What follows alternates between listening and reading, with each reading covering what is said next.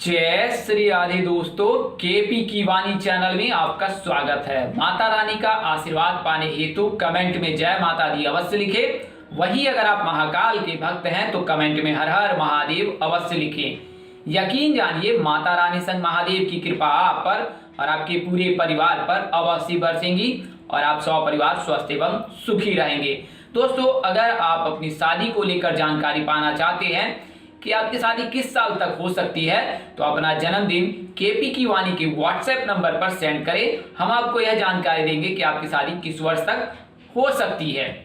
वहीं ऐसे जातक जिनकी शादी में अड़चने आ रही है, शादी तय होने के बाद टूट जा रही है या किसी न किसी वजह से व्यवधान आ रहा है और आपकी आयु 25 वर्ष से अधिक है, 30 वर्ष से अधिक है, तो अब आप केपी की वाणी से संपर्क कर अपनी शादी से संबंधित सभी प्रकार की जानकारी प्राप्त कर सकते हैं। इसमें आपकी शादी कब होगी, कहाँ होगी, कैसे होगी, किससे होगी, किस दिशा में होगी, कितनी दूरी पर होगी, किस नाम से होगी, किस राशि से करनी चाहिए, जीवन साथी का रंग रूप स्वरूप स्वभाव और उनका करियर कैसा होगा, आपका करियर कैसा होगा। अगर आप लव मैरिज करना चाहते हैं तो माता पिता की सहमति मिलेगी कि नहीं मिलेगी, ससुराल में घर द्वार कैसा होगा, सास ससुर का स्वभाव कैसा होगा, पति कितना पढ़ा लिखा होगा, पत्नी कितनी पढ़ी लिखी होगी, सरकारी नौकरी वाला होगा, रोजगार वाला होगा, कारोबार वाला होगा या निजी कंपनी में कार्य करने वाला होगा। ये तमाम तरह की जानकारी आप संतान योग, राजयोग, भाग्य योग, ये सभी जानकारी जो है आप हिंदी में विस्तार पूर्वक प्राप्त कर सकते हैं। इसके लिए मामूली शुल्क ली जाती है जिसे आप मेहनताना समझ सकते हैं। आप दोनों माध्यमों से यानी लिखित या मौखिक दोनों में से किसी एक माध्यम का चयन कर आप विवाह संबंध की पूर्ण जानकारी ज्ञात कर सकते हैं। इसके लिए मामूली शुल्क ली जाती है। नंबर आपको स्क्रीन पर दिए गए हैं। नंबर एक बार और दोहरा देता हूं, 8521835670। वहीं ऐसे जातक जिनकी शादी तय होने वाली है या तय हो चुकी है उन्हें मैं सलाह दूंगा कि आप अपनी कुंडली मिलान अवश्य करा लें। इससे आपको विवाह उपरांत वैवाहिक जीवन की संपूर्ण जानकारी ज्ञात हो जाएगी कि आपका वैवाहिक जीवन कैसा रहने वाला है। आपने ऐसा देखा होगा कि अक्सर दंपत्ति के बीच अनबन बनी रहती है, उनके बीच जो है सामंजस्य नहीं बैठता है। तो ऐसा क्यों होता है तो आपको बता दें कि शास्त्र अनुसार से नारी दोष और भकुट दोष लगने पर इस तरह की परेशानियों का सामना करना पड़ता है।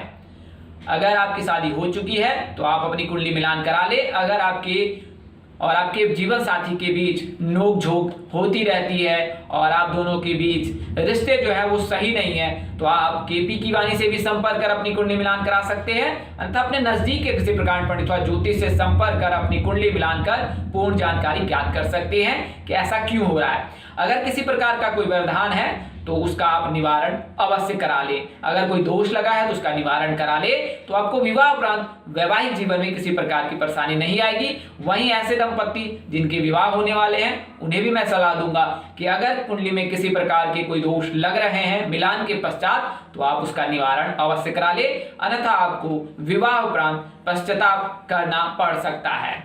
आइए अब वीडियो में आगे बढ़ते हैं। तो जैसा कि मैंने आपको बताया है कि केपी की वाणी एकमात्र ऐसा चैनल है जिस पर केवल और केवल विवाह संबंध की जानकारी दी जाती है और इस वीडियो में आपको उन 4 नामों की जानकारी देने जा रहा हूं तुला राशि के जातकों के जिनके जो है विवाह के प्रबल योग साल 2023 में बन रहे हैं।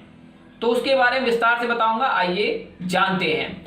तो तुला राशि के जो जातक होते हैं उनके जो है साल 2023 शुभ रहने वाले हैं, क्योंकि वर्तमान समय में तुला राशि में जो है केतु का गोचर हो रखा है और तुला राशि के जातकों को साल 2023 में केतु के गोचर से मुक्ति मिल जाएगी। तुला राशि के जो जातक हैं उन पर जो है जब गुरु का राशि परिवर्तन होगा तो गुरु जो है वर्तमान समय में मीन राशि में है और साल 2023 में 22 अप्रैल को मेष राशि में प्रवेश कर जाएंगे और जब मेष राशि में प्रवेश करेंगे तो तुला राशि के जातकों की कुंडली के सप्तम भाव पर इनकी दृष्टि रहेगी। आसान शब्दों में कहें सप्तम भाव पर जाके विराजमान हो जाएंगे तो तुला राशि के जातकों के फिर योग बनने लगेंगे। आपको बता दें कि गुरु जो है वो लड़कियों के शादी के कारक माने जाते हैं। अगर लड़कियों की शादी की शीघ्र नहीं होती है तो उन्हें गुरुवार का व्रत करना चाहिए। गुरुवार का व्रत करने से जो है तुला राशि के जातकों के विवाह के योग बनने लगेंगे। आइए मैं आपको पहले कुंडली से संपूर्ण जानकारी देता हूं। इसके अलावा मैं आपको जन्मदिन से भी बताऊंगा, इसके अलावा हस्तरेखा से भी बताऊंगा। इस वीडियो में आपको पूरी जानकारी दूंगा। तो पहले आपको कुंडली से बताता हूं। तो कुंडली में 8 ग्रह हैं, 4 शुभ ग्रह हैं, 4 अशुभ ग्रह हैं। शुभ ग्रह बुध, गुरु, शुक्र, रवि, चंद्र को कहा गया है। अशुभ ग्रह मंगल, राहु, केतु और शनि को कहा गया है। शनि के रहने पर अगर आपकी कुंडली के जीवन साथी के भाव में जो है अगर शनि उपस्थित है तो घर परिवार, जान पहचान या मध्यस्थ व्यक्ति के चलते शादी में बाधा आएगी और आपकी आयु जब 30 वर्ष की हो जाएगी उसके पश्चात ही विवाह के योग बनेंगे। अगर कुंडली के जीवन साथी के भाव में अगर केतु उपस्थित है तो गुप्त शत्रु के चलते जो है विवाह में बाधा आती है और विवाह 30 वर्ष के पश्चात ही योग बनते हैं।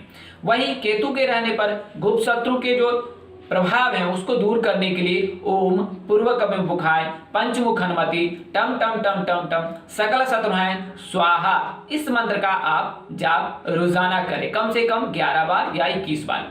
इसके अलावा जो है सूर्य के रहने पर 27 वर्ष से विवाह के योग बनते हैं। अगर सूर्य पर किसी पापी ग्रह, अशुभ ग्रह यानी मंगल, राहु, केतु, शनि की दृष्टि ना हो।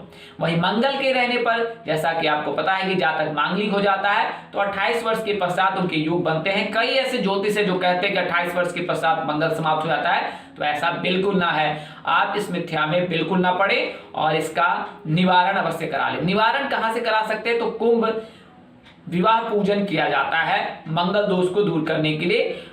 इस पूजा में जो है किसी वृक्ष के जरिए जो है वृक्ष से शादी करा के जो है उसका पहला जीवन साथी बनाकर जो है मंगल दोष को दूर किया जाता है। यानी कि अगर कोई ग्रह भी आता है तो उस वृक्ष पर आएगा, उस पौधे पर आएगा और जातक जो है वो उससे मुक्त हो जाता है। हालांकि अगर मांगलिक जातक मांगलिक से विवाह करे तो किसी प्रकार की कोई दिक्कत नहीं आती है। वहीं नॉन मांगलिक से नहीं करनी चाहिए। अगर करना चाहते हैं तो अपने स्थान के ज्योतिष प्रकांड पंडित अथवा ज्योतिष से संपर्क कर ले। तो मंगल के रहने पर 28 वर्ष के पश्चात, राहु के रहने पर 27 वर्ष के पश्चात, सूर्य के सहयोग से, सूर्य के समतुल्य 27 वर्ष के पश्चात, शुक्र जो लड़कों के शादी के कारक माने जाते हैं, शुक्र के रहने पर 26 वर्ष के पश्चात विवाह के योग बनते हैं। ज्योतिषों की माने तो अगर शुक्र नीच अवस्था में भी है तो भी जातक की शादी हो जाती है। वहीं गुरु के रहने पर 24 वर्ष के पश्चात, चंद्रमा के रहने पर 25 वर्ष के पश्चात, बुध के रहने पर 20 वर्ष के पश्चात विवाह के योग बनते हैं। तो यह तो मैंने आपको जानकारी कुंडली से दी है कि कैसे आप यह ज्ञात कर सकते हैं कि आपकी शादी कब तक हो सकती है। वहीं अगर कुंडली में काल सर्प दोष लगा है, पितृ दोष लगा है, इसके अलावा मंगल दोष लगा है तो इसका आप निवारण अवश्य करा लें। गुरु चंडाल दोष लगा है तो उसका भी निवारण कराएं। अंगारक योग लगा है तो उसका भी आप निवारण अवश्य करा लें। ये ऐसे दोष हैं जिनके रहने पर कितना भी आप चाह लो शादी नहीं होगी, किसी भी अवस्था में बिल्कुल ही नहीं होगी। कह सकते हैं उसे कि इसका निवारण अनिवार्य से अनिवार्य है, इसके पश्चात ही विवाह के योग बनेंगे। तो यह तो जानकारी मैंने आपको कुंडली से दी। आइए अब मैं आपको हस्तरेखा से बता दूं। तो हस्तरेखा तो आप यह देख रहे हैं, ये हथेली, ये छोटी उंगली के जो नीचे है ये जीवन रेखा, विद्या रेखा और ये हृदय रेखा। हृदय रेखा और छोटी उंगली के बीच जो ये रेखा है इसे विवाह रेखा कहा जाता है। तो जब विवाह रेखा धुंधली हो तो विवाह में देर होती है। अगर विवाह रेखा उभरी हो, अगर कलाई और हृदय रेखा के मध्य 2 रेखाएं हो और जो ज्यादा उभरी हो वो रेखा विवाह रेखा कहलाती है। कई अन्य रेखाएं भी है तो वो आपके प्यार को दर्शाता है कि आपके जीवन में कितने जीवन साथी का योग है। तो विवाह रेखा जितनी भी उभरी रहे उसके विवाह के प्रबल योग बनते हैं। हाँ, हृदय रेखा के समीप हो तो शीघ्र शादी होती है। वहीं बुध पर्वत के समीप हो तो शादी में देर होती है। अगर वृद्धा मध्य अवस्था में हो यानी बीच में हो, अगर हृदय रेखा और बुध पर्वत के बीच में हो तो फिर विवाह 25 वर्ष के पश्चात, अगर बुध पर्वत के समीप हो तो 25 वर्ष के पश्चात और हृदय रेखा के समीप हो तो 25 वर्ष से पहले विवाह के योग बनते हैं। तो आप ऐसे भी जानकारी ज्ञात कर सकते हैं, हृदय रेखा और बुध पर्वत के बीच जो विवाह रेखा उपस्थित है उससे भी आप ज्ञात कर सकते हैं कि आपकी शादी कब तक हो सकती है। उसके अलावा मैं आपको जन्मदिन के हिसाब से बता दूं कि अगर दिन के अनुसार से बात करें, शनिवार के दिन जन्म लेने वाले जो जातक होते हैं उनके विवाह के योग प्रबल बनते हैं। यानी ज्योतिषों की माने तो शनिवार के दिन जन्म लेने वाले जातकों की शादी के योग महज 17वें वर्ष से बनने लगते हैं। और वहीं अगर आप कुंभ राशि के जातक हैं तब तो और भी प्रबल योग बनते हैं कुंभ राशि के जातकों के। सोमवार के दिन जन्म लेने वाले जातकों के 21 वर्ष से, मंगलवार के दिन जातक जन्म लेने वाले जातक के 22 वर्ष से, बुधवार के दिन जन्म लेने वाले जातक के 22 वर्ष से, गुरुवार के दिन जन्म लेने वाले जातक के 23 वर्ष से, और शुक्रवार के दिन जन्म लेने वाले जातकों के 22 वर्ष से, और रविवार के जन्मदिन लेने वाले जातकों के 22 वर्ष से। कुल मिलाकर कहे तो 22 वर्ष के पश्चात औसतन जो है जन्मदिन के अनुसार से यानी दिन के अनुसार से विवाह के योग बनते हैं। तो यह तो जानकारी मैंने आपको हस्तरेखा, जन्मदिन और कुंडली से बताई है। आइए अब मैं आपको तुला राशि के जातकों के कैसे योग बनने उसकी जानकारी देता हूं। तो तुला राशि के जैसे मैंने आपको बताया है कि गुरु का राशि परिवर्तन होगा, मेष राशि में गुरु उपस्थित होंगे, और जब मेष राशि में गुरु उपस्थित होंगे तो तुला राशि के जातकों के लिए विवाह के प्रबल योग बनेंगे, खासकर लड़कियों के।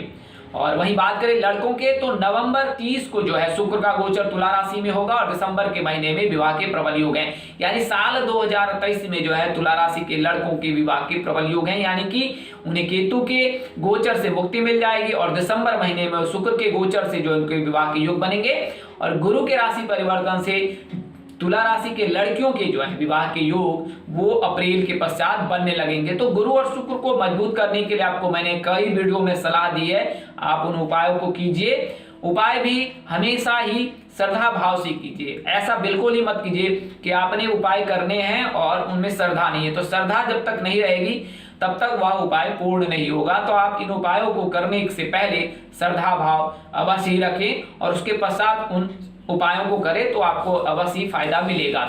इसके अलावा आपको बता दूं कि किस नाम से हो सकती है, किस दिशा में हो सकती है, कितनी दूरी पर हो सकती है। तो तुला राशि के जातकों की जो है आग्नेय कोण यानी दक्षिण पश्चिम दिशा, यानी दक्षिण में या तो पश्चिम में, इन दोनों दिशाओं में अगर आप जीवन साथी की तलाश करते हैं तो फिर विवाह के प्रबल योग बनते हैं। यानी कि उस दिशा में जो है रिश्ते मजबूत होने के या रिश्ते तय होने के प्रबल योग रहते हैं। कुल मिलाकर कहे तो आग्नेय कोण में तुला राशि के जातकों के विवाह के योग बनते हैं। बात करें नाम की तो कुंभ राशि के जातक, एस नाम के जातक, जी नाम के जातक, सिंह राशि के जातक, एम नाम के जातक, और इसके अलावा सिंह राशि के अलावा जो है कन्या राशि के जातक से भी तुला राशि के विवाह के योग बनते हैं। यानी कि इन राशि के जातकों से विवाह के योग रहते हैं, इनमें से किसी एक जातक के साथ आप परिणय सूत्र में बन सकते हैं। बात करें दूरी की तो दूरी आपको बता दें कि अगर आपके जीवन साथी के भाव में तुला ही उपस्थित है तो 200 किलोमीटर, मकर ही उपस्थित है तो 200 किलोमीटर, वहीं अगर कन्या है, इसके अलावा मिथुन है और मेष है तो 80 किलोमीटर, सिंह है, वृषभ है, वृश्चिक है तो 90 किलोमीटर की दूरी पर होगी, अगर कुंभ है तो 90 किलोमीटर की दूरी पर। तो ये दूरियां जो 0 से लेकर 90 किलोमीटर के बीच है, 0 से लेकर 80 किलोमीटर के बीच है, और 0 से लेकर 200 किलोमीटर के बीच है। इस दौरान जो है या इतनी दूरी में जो है आपकी शादी हो जाएगी। तो यह तो जानकारी मैंने आपको तुला राशि के उन जातकों की दी है जिनके विवाह के योग साल 2023 में 100% बन रहे हैं। इस तरह की यानी वीडियो देखने के लिए केपी की वाणी के साथ बने रहें। एक नए दिन एक नई जानकारी लेकर आपके समक्ष हाजिर रहूंगा। तब तक के लिए मुझे इजाजत दे। आप जहां रहे मस्त रहे, स्वस्थ रहे, व्यस्त रहे। माता रानी की असीम कृपा आप पर बरसती रहे। परमपिता परमेश्वर आपको सद्बुद्धि, सद्मार्ग और आगे बढ़ने की शक्ति दे। अगर आप कोई सलाह अथवा परामर्श देना चाहते तो अवश्य दे। आपके सलाह और परामर्श का बेसब्री से इंतजार रहता है और उन सलाह का अवश्य पालन किया जाएगा। तो यही शुभकामनाओं के साथ आपसे विदा लेता हूं कि आप स्वस्थ रहे, व्यस्त रहे, मस्त रहे। माता रानी की असीम कृपा आप पर बनी रहे। अगर आप मेरे चैनल पर पहली बार विजिट कर रहे हैं, चैनल के कार्यक्रम पसंद आए तो चैनल को सब्सक्राइब कर लीजिए, साथ ही बेल आइकन को प्रेस करना ना भूलिएगा। माता रानी के पास आपके चेहरे पर हमेशा मुस्कान बनी रहे। नमस्कार, जय श्री राम दोस्तों, जय श्री कृष्णा, जय माता दी, जय वाहिगुरु।